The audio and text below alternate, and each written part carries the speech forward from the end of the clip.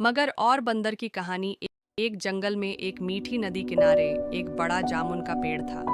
उस पेड़ पर एक बंदर रहता था। वह रोज मीठे जामुन खाता और मस्ती करता फिरता। उसी नदी में एक मगर और उसकी पत्नी रहते थे।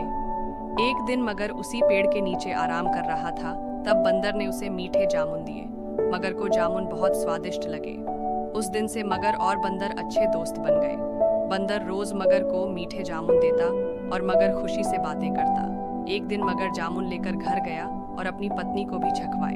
मगर की पत्नी जामुन का स्वाद लेकर सोचने लगी, अगर यह बंदर रोज इतना मीठा जामुन खाता है तो उसका दिल कितना मीठा होगा। उसने मगर से कहा, मुझे उस बंदर का दिल खाना है। मगर अंत में अपनी पत्नी के प्यार में इतना अंधा हो गया कि उसने बंदर को मार डालने की योजना बनाई। अगले दिन मगर बंदर से मिलने गया और कहा, मित्र, मेरी पत्नी तुमसे मिलना चाहती है, तुम मेरे ऊपर बैठो, मैं तुम्हें अपने घर ले चलता हूँ।